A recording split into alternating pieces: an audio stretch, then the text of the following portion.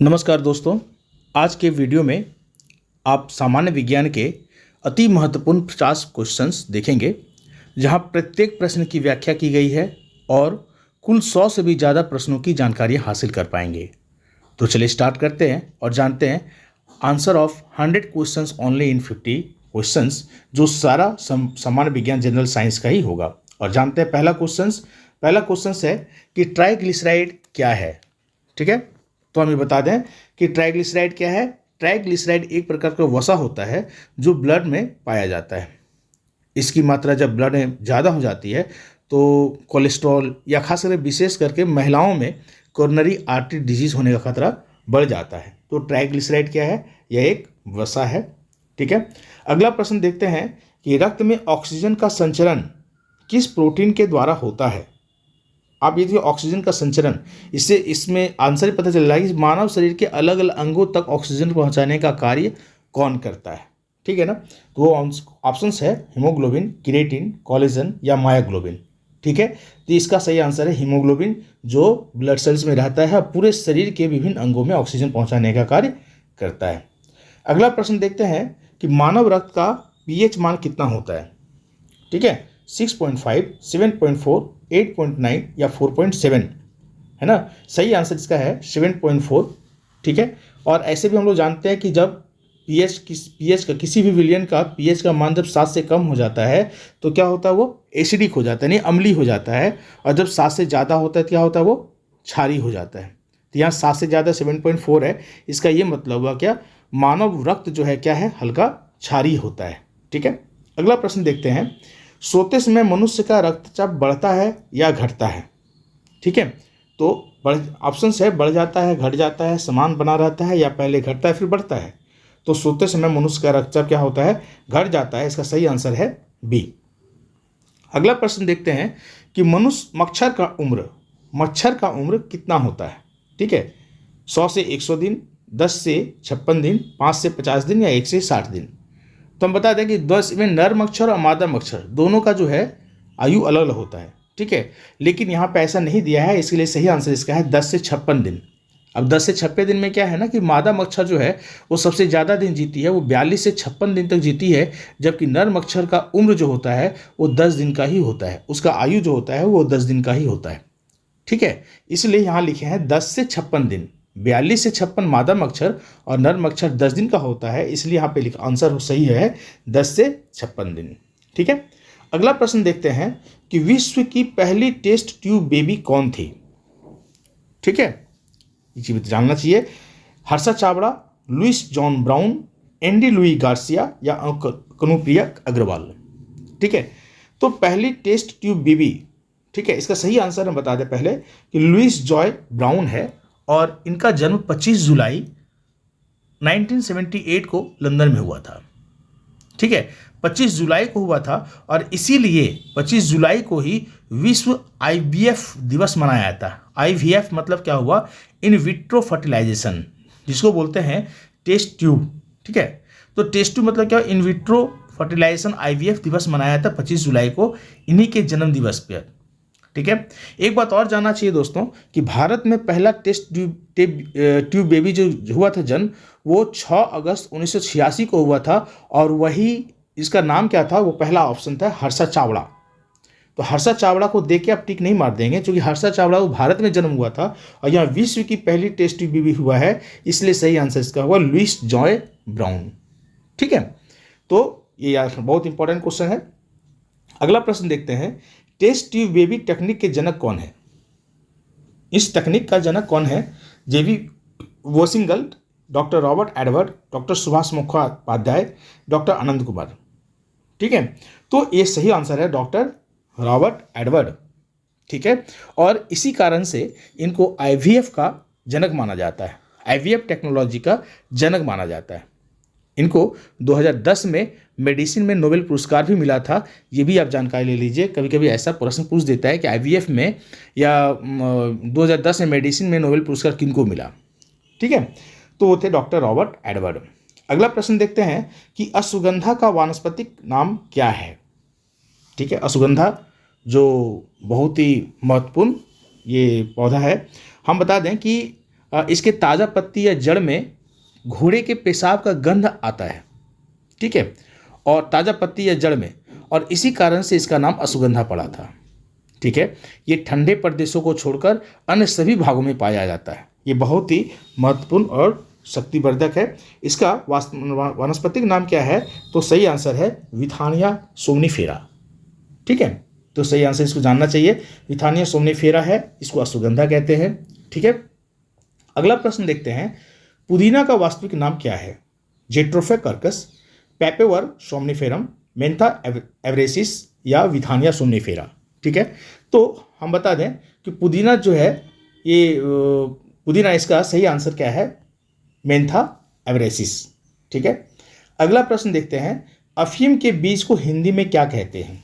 अफीम, आपने सुना होगा कि बहुत लोग इसमें इसका खेती करते समय यदि जो है पकड़ा गया है या कुछ ऐसा किया है, तो पहले हम इसको जाने इसके बीज को हिंदी में क्या कहते हैं। वो आंसर है खसखस, ठीक है। और हम लोग उस घर में यूज़ भी करते हैं, जिसको पोस्ता दाना कहते हैं, ठीक है, पोस्ता दाना भी कहते हैं। और इसका वानस्पतिक नाम जो है वो ये पेपेवर, जो पहला जो 9 नंबर क्वेश्चन का बी नंबर है, पेपेवर सोमनीफेरम, वो इसका जो है वानस्पतिक नाम है, ठीक है।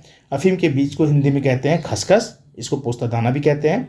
अगला प्रश्न देखते हैं कि मानव शरीर में कौन सी ऐसी ग्रंथि है, ठीक है, जो अंतःस्रावी और बाह्यस्रावी दोनों है?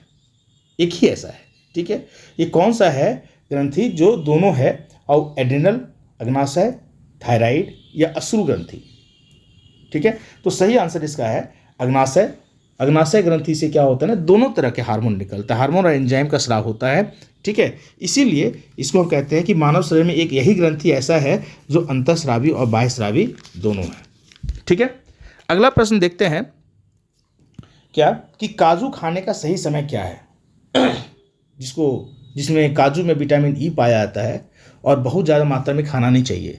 इससे क्या होता है ना, हाई बीपी का समस्या भी हो जाता है, ठीक है। इसमें एमिनो एसिड रहता है और एक दिन में 3 से 5 ही काजू खाना चाहिए, ज़्यादा नहीं खाना चाहिए। लेकिन सही समय क्या है? वो है सुबह। इसका सुबह, जैसे खाली पेट फल खाते हैं उसी प्रकार से खाली पेट यदि हम सुबह यदि काजू खाते हैं तो ज़्यादा फायदा करता है, ठीक है। अगला प्रश्न देखते हैं, कांसा किस धातु का मिश्रण है? कांसा, ये हम बता दें आपको कि कंबाइंड जियो साइंटिस्ट परीक्षा जो है 2021 में हुआ था, इसी साल हुआ था, उसमें पूछा गया था, ठीक है। ये और भी बहुत सारे पहले भी कई बार पूछा गया है। तो कांसा किन धातुओं का मिश्रण है? तांबा और टीन, तांबा और जस्ता और तथा टीन, या तांबा तथा सीसा? सही आंसर इसका है तांबा तथा टीन। इसमें क्या है ना, 90% तांबा और 10% टीन मिलाया जाता है, ठीक है। और फिर जो है, जबकि हम इसका एक और आंसर बता दें, पीतल से कंफ्यूज नहीं करेंगे। पीतल जो है वो जिंक और तांबे का मिश्र धातु होता है, तांबे और जिंक का। इसका हम एक वीडियो और बनाएंगे जिसमें कि लिखा है, हर एक काम शॉर्टकट बताएंगे, शॉर्ट ट्रिक बताएंगे। पीतल का है पिताजी, यदि याद रख लेंगे, पीतल पिताजी, पी से पीतल, ता से तांबा, जी से जिंक, तो पिताजी यानी तांबे और जिंक। लेकिन कांसा जो है तांबा और टीन है, इसमें कन्फ्यूजन नहीं करेंगे। अगला प्रश्न है, आयोडीन का टिंचर क्या होता है? ठीक है, आयोडीन का टिंचर किसको कहते हैं? ठीक है, वो है केवल आयोडीन और अल्कोहल का विलयन, दूसरा केवल आयोडीन एवं जल का विलयन, तीसरा आयोडीन जल और अल्कोहल का विलयन, या आयोडीन सिर्फ।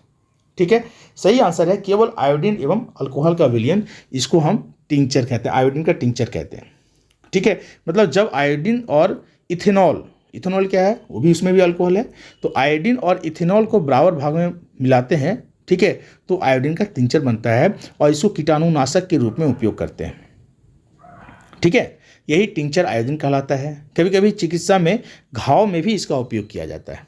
ठीक है, ये भी प्रश्न इसी साल कंबाइंड जियो साइंटिस्ट परीक्षा में पूछा गया था। ठीक है, अगला प्रश्न देखते हैं, गैलीलियो गैलीली ने कौन सा आविष्कार किया था? हवाई जहाज, थर्मामीटर, दूरबीन या बैरोमीटर? ठीक है, हम लोग बचपन से पढ़ते चले आए हैं। गैलीलियो गैलीली क्या करती है, किनका किया है? सही आंसर इसका है दूरबीन का। ठीक है, और हम बता दें इसमें कि गैलीलियो ही जो है वो पहली बार टेलीस्कोप से आकाश को देखे थे। ठीक है, और इन्होंने जुपिटर के 4 उपग्रह को खोज किया था और इसीलिए उस चारों जो उपग्रह था उसको मून्स का नाम दिया था। इन्हीं के नाम पर गैलीलियन मून्स का नाम दिया गया था। ठीक है, तो दूरबीन का आविष्कार कौन किए थे? गैलीलियो गैलीली ने। अगला प्रश्न देखते हैं, विटामिन सी का रासायनिक नाम क्या है? बहुत साधारण क्वेश्चन है। इसका सही आंसर है एस्कॉर्बिक एसिड, विटामिन सी का रासायनिक नाम। अगला प्रश्न देखते हैं, मायोपिया किस अंग का दोष है? ठीक है, मायोपिया हृदय, कर्ण, नेत्र या वृक्क? ठीक है, तो सही आंसर इसका है नेत्र। ठीक है, मायोपिया, इसको हिंदी में क्या कहते हैं? निकट दृष्टि दोष, है ना। निकट दृष्टि दोष मतलब क्या हुआ कि निकट की वस्तुएं साफ दिखाई देती है। निकट दृष्टि मतलब निकट दिखता है, निकट दृष्टि, निकट का साफ साफ दिखता है लेकिन दूर का नहीं दिखाई देता है। और इस दोष का हम कैसे निदान करते हैं? वो अवतल लेंस से बना हुआ चश्मा का ही प्रयोग कर लेंगे तो इसका निवारण हो जाता है, इससे दूर हो जाता है। ठीक है, सो मायोपिया किस अंग का दोष हुआ? नेत्र का। अगला प्रश्न देखते हैं, सोल्डर, है ना, सोल्डिंग करते हैं ना किसी चीज़ को हम, तो सोल्डर किसका मिश्र धातु होता है? कॉपर एंड टिन का, लोहा जिंक का, लेड और एसन का, या फिर सिल्वर और जिंक का? सही आंसर इसका है कि लेड और एसन, पीबी और एसन का। ठीक है, ये क्या करता है ना, दो धातुओं को जोड़ने के लिए प्रयोग किया जाता है और टीन और लेड को मिला के बनाया जाता है। ठीक है, टीन और लेड को मिला के किया जाता है। अगला प्रश्न देखते हैं, साधारण कांच किसका मिश्रण होता है? Silica, sodium silicate, calcium silicate और या उपयुक्त सभी का सबका? ठीक है, तो इसका सही आंसर क्या है हम बता दें इसका, कि इसका सही आंसर आपका हो जाएगा, एक मिनट, इसका सही आंसर हो जाएगा उपयुक्त सभी का। इसमें हम ये भी बता दें आपको, जैसे लिखा हुआ है कि सिलिका, सिलिका तो जान ही रहे, SiO2, ठीक है, SiO2। दूसरा है सोडियम सिलिकेट, इसका भी जान रहे हैं कि Na2 SiO3, ठीक है, और तीसरा कैल्शियम सिलिकेट यानी CaSiO3। ठीक है, इस तरह से ये क्या है, तीनों का मिश्रण होता है, ये हम इसमें जानेंगे। अगला प्रश्न देखते हैं, प्याज और लहसुन में गंध किसके कारण आती है? ठीक है, दोनों में अलग अलग चीज के कारण गंध आता है, लेकिन दोनों का बहुत मिलता जुलता है। जैसे कि एलाइल, एलाइसिन, क्वेरेस्टिन या ए और बी दोनों।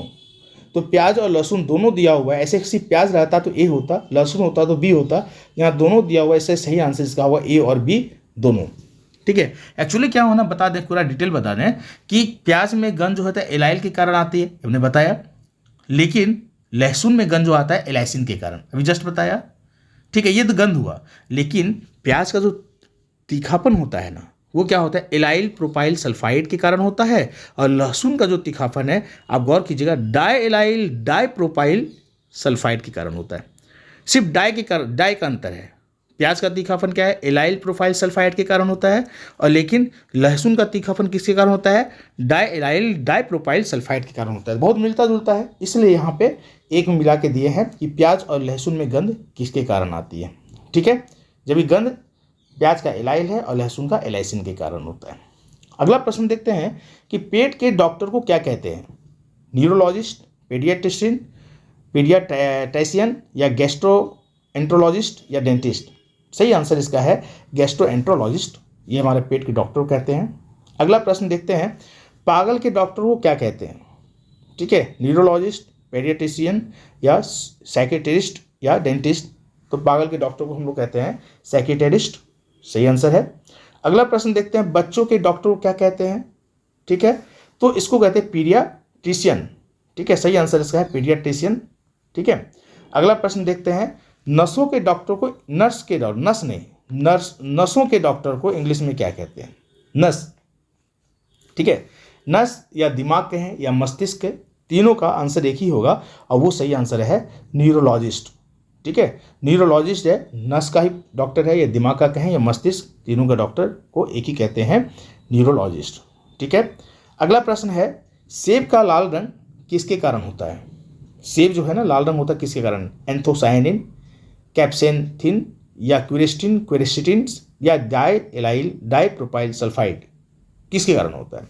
सही आंसर इसका है एंथोसायनिन के कारण। ठीक है, एंथोसायनिन के कारण सेब का रंग जो है वो लाल होता है। ठीक है, अगला प्रश्न देखते हैं, सांप कौन सा उपभोक्ता है? हम लोग जानते हैं प्राथमिक उपभोक्ता, द्वितीय उपभोक्ता, तृतीय उपभोक्ता, चतुर्थ उपभोक्ता। आप ये देखिए, सांप जो है, आप उसको गौर कीजिए, सांप किसको खाता है? मेढक को। मेढक किसको खाता है? कीट को। कीट किसको खाता है? पौधे पत्ती को, है ना। तो सांप कौन सा उपभोक्ता हो गया, वो हो गया तृतीयक उपभोक्ता हो गया। ठीक है, सांप मेढक को, मेढक कीट को, कीट पौधे को। ठीक है, अगला प्रश्न देखते हैं, रेडियोधर्मी पदार्थ किसका उत्सर्जन करती है, अल्फा किरण, बीटा किरण, गामा किरण या उपयुक्त सभी, किसका करती है। तो रेडियो एक्टिव यानी रेडियोधर्मी पदार्थ जो है किसका उत्सर्जन करती है, वो सभी का करती है, इसलिए आंसर इसका होगा डी। अगला प्रश्न देखते हैं, गैस का सीधे ठोस में परिवर्तन क्या कहलाता है। हम तो आमतौर पे जानते हैं ना कि यदि किसी लिक्विड को गर्म करते हैं तो क्या होता है, किसी भी ठोस को यदि गर्म करते हैं तो लिक्विड होता है, लिक्विड को गर्म करते हैं तो गैस बनता है। उल्टा में गैस को यदि ठंडा करेंगे तो लिक्विड बनेगा और ठंडा करेंगे तो ठोस बनेगा। लेकिन यहाँ पे लिखा है गैस को सीधे ठोस में परिवर्तन करना है, मतलब क्या है, गैस को जब हम ठंडा करेंगे तो द्रव में नहीं बदल के सीधे ठोस में आ जाएगा। ठीक है, और इसी को हम ऊर्ध्वपातन कहते हैं। या फिर उल्टा करें, ठोस को यदि हम सीधे जलाते हैं या गर्म करते हैं तो वो लिक्विड ना बन के सीधे गैस बन जाता है। ठीक है, इसको क्या कहते हैं, ऊर्ध्वपातन। जैसे कपूर हुआ, है ना, कपूर जलाते हैं, ठीक है, या फिनाइल, ये इथेनॉल, ये नेफ्थलीन गोली होती है, तो इसको क्या कहते हैं, गैस को सीधे ठोस में परिवर्तन क्या कहलाता है, ऊर्ध्वपातन। सही आंसर है इसका ए। अगला प्रश्न देखते हैं कि थोरियम का सबसे बड़ा उत्पादक राज्य कौन सा है, बिहार, गुजरात, केरल या मध्य प्रदेश। थोरियम का इसका सही आंसर है केरल, है ना। और ये बता दें, ये जो है ना एक प्रकार के बालू से मिलता है। ये केरल में एक बालू होता है जिसका नाम है मोनाजाइट। ठीक है, इसका अयस्क भी है मोनाजाइट, मोनाजाइट ऐसे प्राप्त होता है और इसका उपयोग होता है परमाणु ऊर्जा के उत्पादन में होता है। ठीक है, परमाणु ऊर्जा के उत्पादन में थोरियम का प्रयोग करते हैं और ये मोनाजाइट बालू में प्राप्त होता है। अगला प्रश्न देखते हैं, हाइड्रोजन को जलाने से क्या बनेगा। ठीक है, आप गौर करेंगे, बड़ा कंट्राडिक्टिव लगेगा ये आपको कि हाइड्रोजन को जलाएंगे तो क्या बनेगा, ऑक्सीजन, राख, मिट्टी या पानी। तो सही आंसर इसका है पानी बन जाएगा। ये आंसर क्या है इसका, डी। अगला प्रश्न देखते हैं, मोटर वाहनों से कौन सी गैस निकलती है। बहुत जहरीला गैस है तुम जानते हैं, लेकिन गैस कौन सा होता है, carbon dioxide, carbon monoxide, marsh gas या नाइट्रोजन ऑक्साइड। कौन सा गैस निकलता है, तो इसका सही आंसर है आपका कार्बन मोनोऑक्साइड। ठीक है, मोटर वाहन में कार्बन मोनोऑक्साइड के साथ साथ क्या है, नाइट्रोजन के ऑक्साइड भी निकलता है, सीसा भी निकलता है।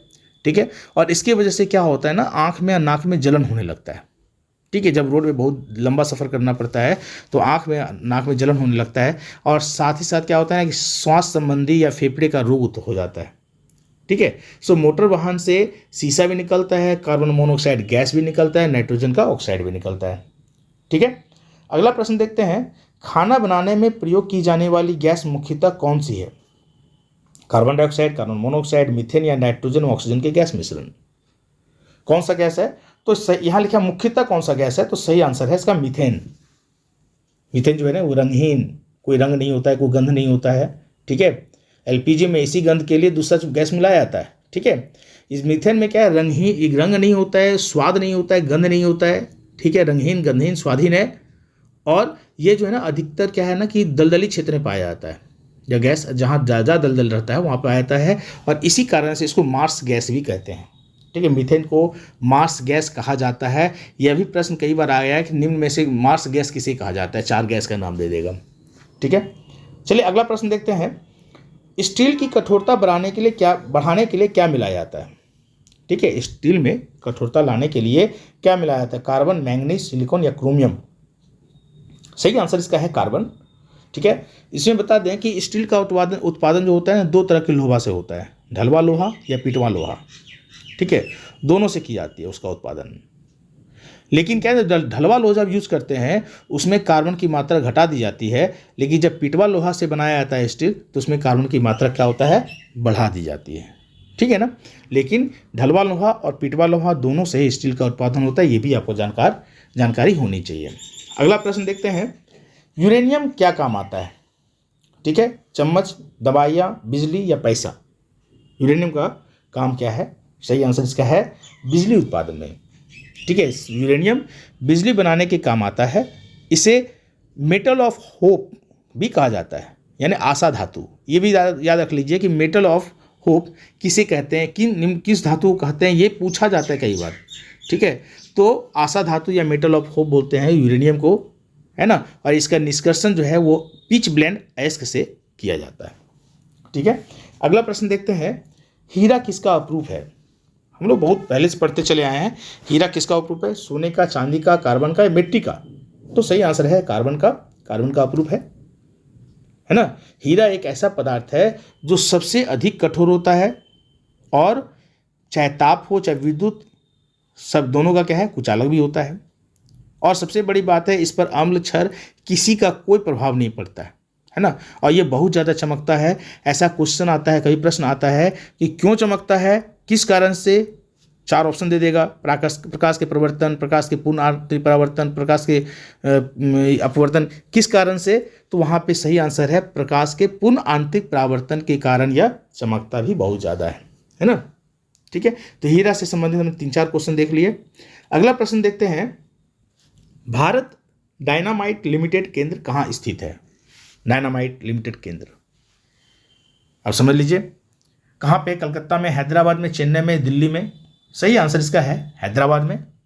और इसकी स्थापना 1970 को किया गया था, जिसका मुख्य उद्देश्य क्या था कि मिसाइल उत्पादन टेक्नोलॉजी, ठीक है, विकसित करना, मिसाइल उत्पादन टेक्नोलॉजी विकसित करना या फिर गाइडेड मिसाइलों के उत्पादन का आधार तैयार करना था। ठीक है, 1970 में इसका स्थापना किया गया था। अगला प्रश्न देखते हैं, तैरने के तालाब में तैरने से मनुष्य की त्वचा जल जाती है, क्यों, किसके कारण से। अवरक्त किरण के कारण, क्लोरीन के कारण, उष्मा के कारण या परावैंगनिक किरण के कारण। सही आंसर है बी, क्लोरीन के कारण, क्योंकि क्लोरीन एक अत्यंत क्रियाशील गैस है ना। इसके बारे में एक चीज़ और जान लें कि शुष्क या बुझा चूना में यदि क्लोरीन गैस प्रवाहित कर देते हैं क्या होता है, विरंजक चूर्ण बन जाता है। ठीक है, ये जान लीजिए। ये भी क्वेश्चन पूछता है कि शुष्क और बुझे चूने में क्लोरीन गैस प्रवाहित करने से क्या बनता है, तो वहाँ ऑप्शन रहेगा, उसमें से आप मारना है विरंजक चूर्ण। ठीक है, अगला प्रश्न देखते हैं, परमाणु बम किस सिद्धांत पर आधारित है। अनियंत्रित नाभिकीय संलयन, अनियंत्रित नाभिकीय विखंडन, नियंत्रित नाभिकीय विखंडन या नियंत्रित नाभिकीय संलयन। ठीक है, तो और अनियंत्रित होगा जानते हैं, और क्या होगा, नाभिकीय विखंडन। सही आंसर इसका है बी। ठीक है, ये बता दें, यह प्रश्न जो है आपको एसएससी 2016 में भी पूछा गया था। ठीक है, जिसको परमाणु बम, इस परमाणु बम को नाभिकीय बम भी कहा जाता है। ठीक है, और इसको बनाने के लिए यूरेनियम या प्लूटोनियम का प्रयोग किया जाता है। ठीक है, अगला प्रश्न देखते हैं, करौंदे में कौन सा अम्ल पाया जाता है। Formic acid, malic acid, oxalic acid, citric acid. कौन सा एसिड पाया जाता है, तो सही आंसर इसका है सिट्रिक एसिड।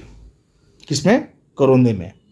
ठीक है, इसमें क्या, कैल्शियम की मात्रा अधिक होती है जो हड्डियों को मजबूत बनाती है। ठीक है, और बता दें, तमिल में अलग अलग भाषा में इसका कई नाम बोलते हैं। तमिल में इसे सिरुकिला, कलाकाई के नाम से जानते हैं, कलाकाई। मराठी में इसे कारवंड, है ना। बंगला में इसे कोरमचा कहते हैं। तो ये कई भाषा में अलग अलग नाम से जानते हैं, लेकिन इसमें सिट्रिक एसिड होती है, ये इसमें कैल्शियम की मात्रा भी ज़्यादा होता है। ठीक है, अगला प्रश्न देखते हैं, आंसू में कौन सा अम्ल पाया जाता है। हमने इसी से संबंधित हमने थंबनेल में एक लिखा था कि आंसू जो है कब नमकीन और कब स्वादहीन हो जाता है। ठीक है, तो हम बता दें कि आंसू में पहले कौन सा अम्ल पाया जाता है, सियालिक एसिड, ठीक है, फॉर्मिक एसिड, ऑक्जेलिक एसिड या सिट्रिक एसिड। सही आंसर है सियालिक एसिड। ठीक है, अब बता दें, हम जो थंबनेल में लगाया उसका आंसर है कि जब हमारी आंखें, ठीक है, दुख का होता है, दुखी में होता है और दुख के कारण आंसू निकलता है। ठीक है, पहले ये बता दें एक चीज़ और कि आंसू जो है हमारे आँख के लैक्रिमल ग्लैंड से बनता है। ये जान लीजिए, हमारे आँख के लैक्रिमल ग्लैंड से बनता है। और जब दुख में होते हैं और दुख का आंसू निकलता है तब वह आंसू नमकीन होता है, लेकिन जब खुशी के आंसू होते हैं तो उसमें कोई स्वाद नहीं होता है, वह स्वादहीन हो जाता है। ठीक है, चलिए अगला प्रश्न देखते हैं, वो है एलोवेरा को इंग्लिश में क्या कहते हैं। एलोवेरा बहुत ही चर्चित, बहुत ही फायदेमंद है ना। इसके भी अलग अलग भाषा में कई नाम है। ठीक है, जिसको आयुर्वेद में हम संजीवनी कहते हैं। ठीक है, आयुर्वेद की दुनिया में इसको संजीवनी भी कहते हैं। तो एलोवेरा को इंग्लिश में क्या कहते हैं, common aloe, Barbados aloe, common Indian aloe या उपयुक्त सभी। इसका ऐसा ये नाम है, इसमें सभी बोलेंगे, सही आंसर इसका है उपयुक्त सभी। ठीक है, हिंदी में इसको ग्वारपाठा कहते हैं, दिगवार कहते हैं, ढीकुमार कहते हैं। ठीक है। संस्कृत में इसको धृत कुमारी कहते हैं, गृह कन्या कहते हैं, कन्या कहते हैं। तो इसके कई भाषा में कई नाम है, लेकिन उतना ही ये फायदेमंद भी है। और ये हुआ इंग्लिश में भी इसको तीनों कहते हैं, ठीक है। अगला प्रश्न देखते हैं, रोग प्रतिरोधक क्षमता का संबंध किन कोशिकाओं से होता है? आरबीसी से, डब्ल्यूबीसी से, प्लेटलेट से, या इनमें से कोई नहीं, ठीक है। रोग प्रतिरोधक क्षमता का संबंध किन कोशिकाओं से है? सही आंसर है डब्ल्यूबीसी, श्वेत रक्त कणिका, ठीक है। डब्ल्यूबीसी का कार्य ही यही है कि शरीर को संक्रमण और बीमारी से बचाना, ठीक है। डब्ल्यूबीसी का यही काम है, यानी रोग प्रतिरोधक क्षमता का से संबंध है। और लेकिन इसकी आयु कितना है? 12 से 20 दिन ही होता है डब्ल्यूबीसी का। ये कई बार प्रश्न पूछा गया है कि डब्ल्यूबीसी का या आरबीसी का क्या लाइफ स्पेन है ना। तो इसका 12 से 20 दिन का होता है आयु। अगला प्रश्न देखते हैं, टीकाकरण के जनक कौन थे? जोनास ई सॉल्क, एडवर्ड जेनर, पोल मूलर या रॉबर्ट फॉस्ट, ठीक है। सही आंसर इसका है एडवर्ड जेनर। हम बता दें, एडवर्ड जेनर ने चेचक की खोज भी की थी 1976 में, ठीक है। टीकाकरण का खोज किया था, ठीक है। और चेचक की खोज कब की थी? 1976 में। और ये भी जान लें कि अभी तक जितना भी टीका बनाया जाता है ना, सबका जो भी खोज बनाया जाता है इन्हीं की खोज पे आधारित है, ठीक है। ये भी जान लीजिए। अगला प्रश्न देखते हैं, पांडा की उम्र कितनी होती है? 20 से 30 साल, 5 से 10 साल, 40 से 50 साल या 50 से 100 साल, ठीक है। पांडा जिसको जो ज़्यादातर चीन में पाया जाता है और चीन का ये राष्ट्रीय पहचान भी है, हम ये भी बता दें आपको, ठीक है। और पांडा जो है हर दिन 10 से 20 केजी का बांस खा जाता है, बांस का पेड़ खा जाता है, ठीक है। लेकिन मज़े की बात क्या है कि जब इसका जन्म होता है तो 90 से 130 ग्राम होता है, 90 से 130 ग्राम के आसपास होता है। 150 मैक्सिमम 150 ग्राम होता है, लेकिन वयस्क होते होते ये लगभग 100 से 150 किलो हो जाता है ये, ठीक है ना, इतना भारी हो जाता है। और इसका जो लाइफ होता है ना वो 20 से 30 साल का होता है ये। तो पांडा का उम्र कितनी होती है? 20 से 30 साल। सही आंसर है ए। अगला प्रश्न देखते हैं, अम्लीय वर्षा में कौन से अम्ल होते हैं? ठीक है, एसिटिक अम्ल एवं फास्फोरिक एसिड, एसिटिक अम्ल एंड सल्फ्यूरिक एसिड, नाइट्रिक अम्ल एंड सल्फ्यूरिक एसिड या हाइड्रोजन क्लोराइड एसिड। हम बता दें आपको ये कभी नहीं भूलिएगा। होता क्या है ना कि कारखाना से या बस आदि वाहन से सल्फर डाइऑक्साइड और नाइट्रोजन ऑक्साइड निकलती है, ठीक है। और वायुमंडल में क्या होता है? मिल जाता है। और जब वायुमंडल में जो जल का कण होता है उससे प्रतिक्रिया करती है तो ये क्या होता है? नाइट्रोजन ऑक्साइड बन जाता है नाइट्रिक एसिड और सल्फर डाइऑक्साइड जो होता है वो बन जाता है सल्फ्यूरिक एसिड, ठीक है। और यही जब क्या होता है ना कि जब वर्षा होती है तो एसिड रेन का हक बन करके अम्लीय वर्षा के रूप में नीचे गिरती है।